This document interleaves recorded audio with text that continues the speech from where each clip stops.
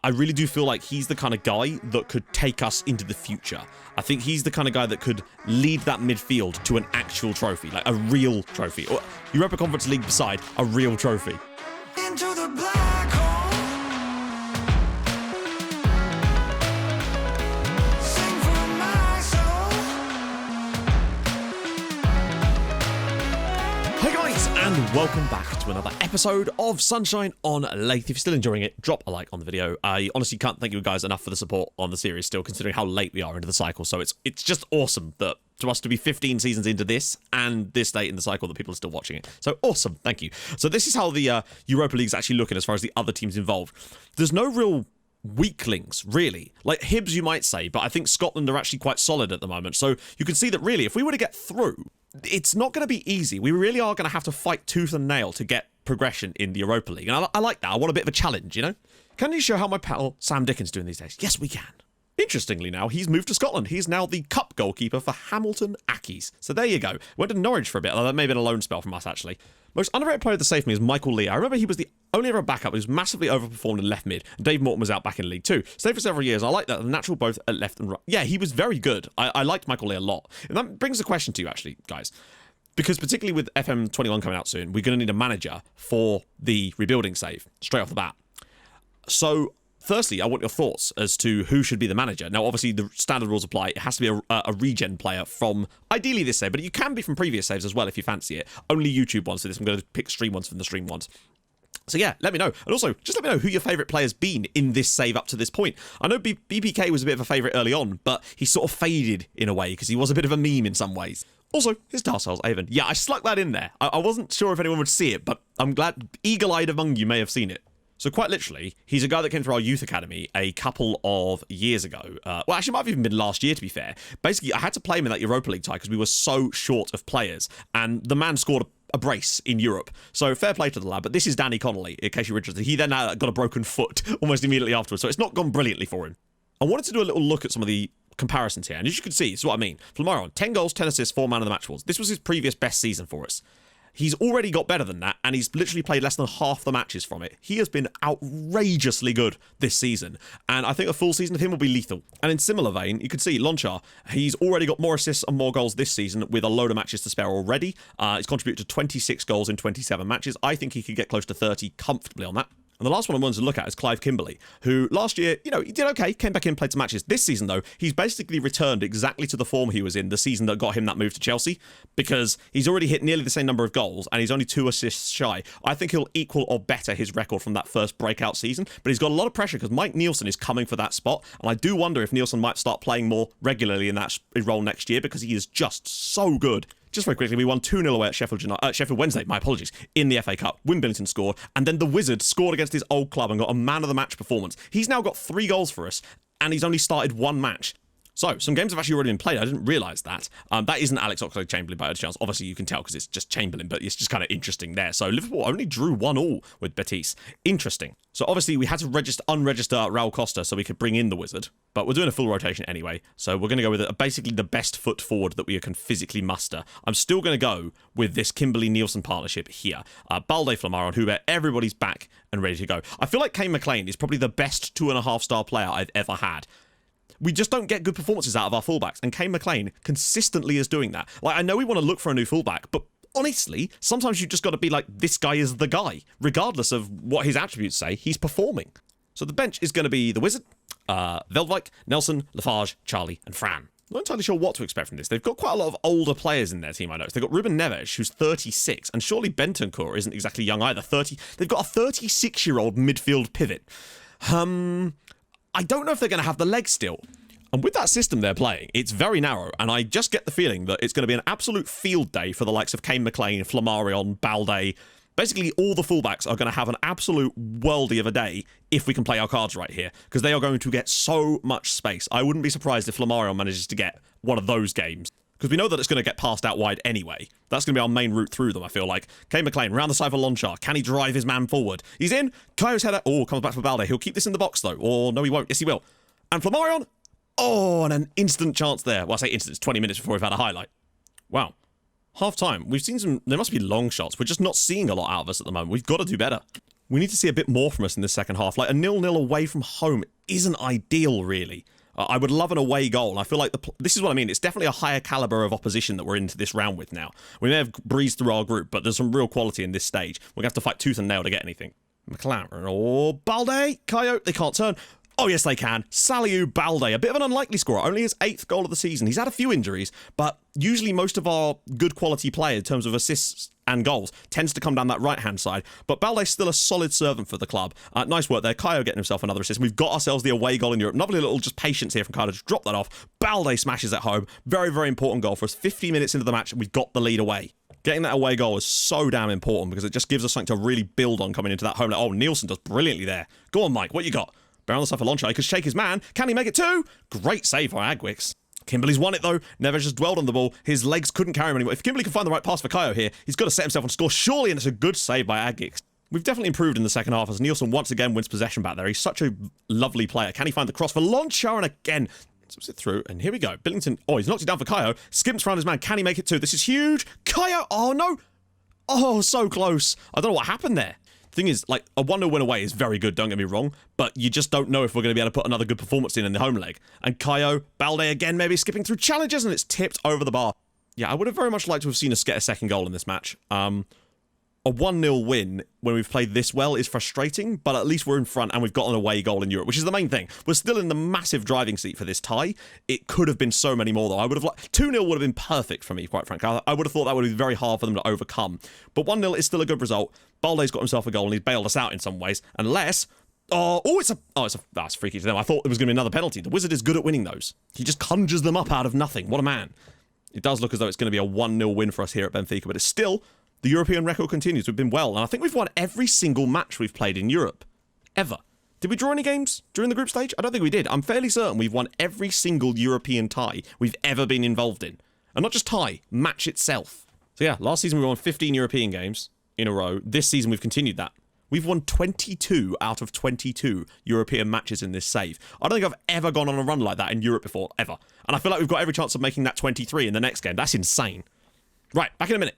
Right then, we're back. We had an absolute humdinger against West Ham. Kayo gave us a lead from a free kick, amazingly. We had a lot of chances in this game. This one, ironically, this feels like more like the 8-2 against Leeds in terms of what this should have been. Kayo slipping the ball through here. Flamaro made it 2-0. We had so many chances. Thankfully, we were able to score enough of them to win the match in the end, which is the main thing in the end.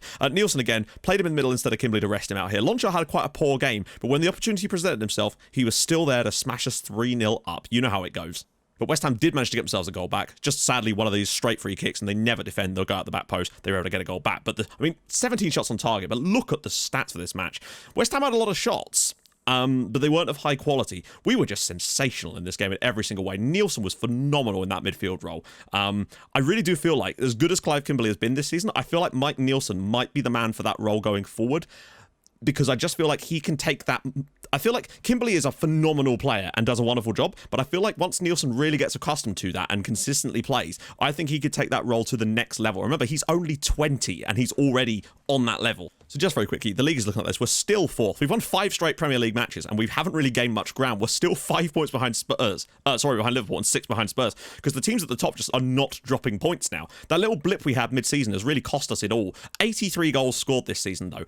That's the main thing. 31 conceded as well. We're on for a very, very good year. To have a plus 52 goal difference to be 4th in the league is actually kind of nuts, to be honest. On the topic of Mike Nielsen again, I really do feel like he's the kind of guy that could take us into the future. I think he's the kind of guy that could lead that midfield to an actual trophy, like a real trophy. Or Europa Conference League beside, a real trophy. But we've got to get there first. We're 1-0 up from the home leg. The away leg. Got a lot of work to do. By the way, there was a draw. So if we go through, we play the winner of Napoli-Monaco. And then there is another draw, but it's a bit more complicated than that, as you'll see, actually. I should be able to show you. So if we were to get through both of those, we'd play either Shakhtar, Nantes, Real Betis, or Liverpool. I think out of those, it's likely to be Liverpool. But if it isn't, there's potential for us in there, I feel like. I think if we can get through, I think this would be the tough one. If we can get Monaco and Napoli are not going to be easy. So, shuffle things around a little bit, and we'll see.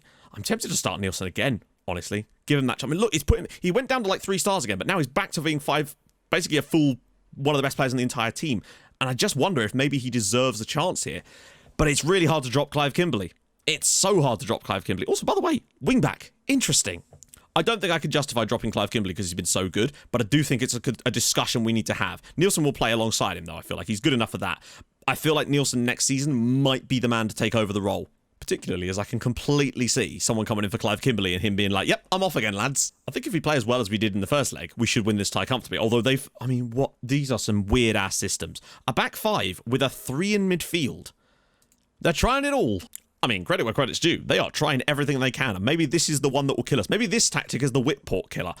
I still don't know. I want to win this one, because I want to continue that absolutely flawless record of European games and make it 23 wins out of 23 in Europe. The fact that Whitport have got that many matches in Europe under their belt and have yet to do anything except win is kind of nuts. Obviously, it will come to an end eventually. But the question is, how long do you think the run will go on for? Genuinely, comments, what do you reckon? How many games in a row do you reckon we'll actually get to as far as European victories go? I think it's going to be like 20.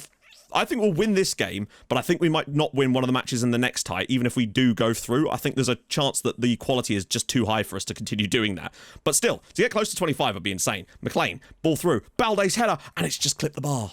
Strong start from us, though. Clive Kimberley. Connor's header, and it's in. Clive Kimberley with the assist. Well, I'm glad we started Clive. The man does have one thing I think over Nielsen is that he is an insanely good set-piece taker. Dale Connors, only his 3rd goal of the season. That does show you how little we're relying on the set pieces as much this year. We've still got a decent number of corners, but very few free kicks. Connor's 3rd goal, lovely. That's a bit more like it now. 2-0 up on aggregate, cruising in a way, but I think a 3rd goal is the real killer here. We need that 3rd goal. Oh, lovely ball from Kimberley. Hubert, can he whip this across for Flammarion?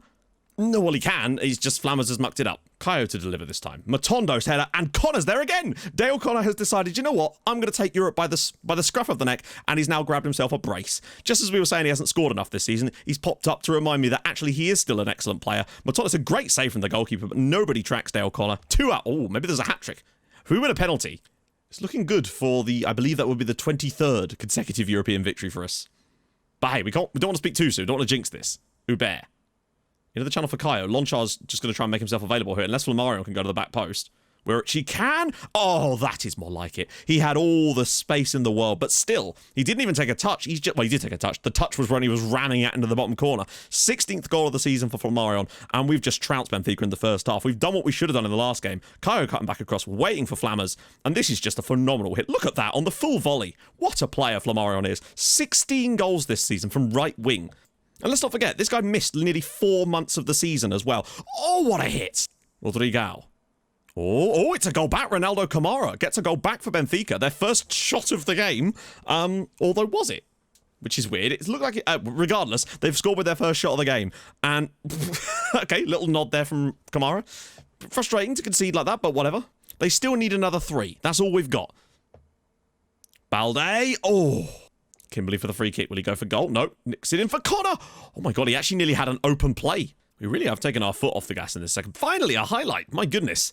We really have taken our foot off the gas a little bit in this second period. But I guess we are fairly comfortable. It's 4-1 on aggregate. Barring a miracle now for Benfica, we should be okay. But we don't want to give them the opportunity, unfortunately. Particularly if they score here.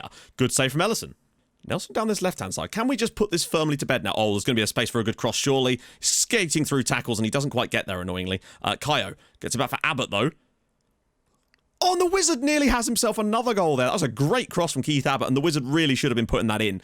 We've actually dominated Benfica over both legs, massively, in terms of statistically. But the scoreline is still 4-1, but you feel like if this was the Europa Conference League, we'd have won this tie about 9-1. But hey, we have not actually created as high a caliber of chances I perhaps would have liked. Nelson's ball. Maybe. Kimberley, perhaps. Dinks one. The Wizard! Oh... Please don't concede 2 indirect free kicks in the same game. Oh, he nearly did as well. In fact, we might not be out of the woods yet. Rodrigo! Just wide. That's a decent hit. We've got somewhat complacent in this game, but it does look as though we're going to not sneak through. I mean, 4-1 is a pretty comprehensive victory. By the way, Hibs only going to go out, by the looks of it, by 2-1 against Bayer Leverkusen, and they've missed a penalty where they probably could have equalised that tie. I wonder if that's going to continue like that. There we go. Whitport 3, Benfica 1, 4-1 on aggregate, a good result. We continue our European winning streak. Dale Connor with a brace, and then Flammers doing Flammers things. That's what you like to see. So that means in the next round, we don't know yet. We'll play the winner of Monaco-Napoli, with Napoli being 2-0 up from the first leg. Interesting. So, our little run actually of wins is now really starting to rack up. The only sort of game where we've failed to score so much was in that first leg against Benfica. So, next episode, we'll probably do the thing where we do a lot of games off camera, then come back and do those. That way we've got the Blackhaven derby in there as well. So next episode is going to be the double header against Napoli or Monaco with some games in there off camera as well. We've got an all right run in. Everton are beatable potentially. Bristol City are beatable. Brighton are beatable. We've got 3 consecutive home games against winnable sides. Man United, tough away from home for sure. Arsenal away, that's not too difficult. Norwich away, not too difficult. Blackhaven at home, you just never know which one's going to turn up. Watford at home, and then finishing off with Liverpool. I think there's a real chance that we could be in a battle for second spot by the time the end of this season comes around, and potentially battling for the Europa League too. It's going to be sick. So, if you've enjoyed this episode, and I hope you have, drop a like. That'd be gorgeous. If you're new to the channel, subscribe. That'd be lovely as well. I stream on Twitch on Tuesdays, Thursdays, and at the weekends, so go follow there too. And I'll join you guys tomorrow for some more Europa League goodness. Probably the toughest tie we're ever going to have in Europe. Or not whatever, but like certainly up to this point. So I'll see you guys soon. Thank you so much for watching. Hold your gun. Capybara. Bye-bye.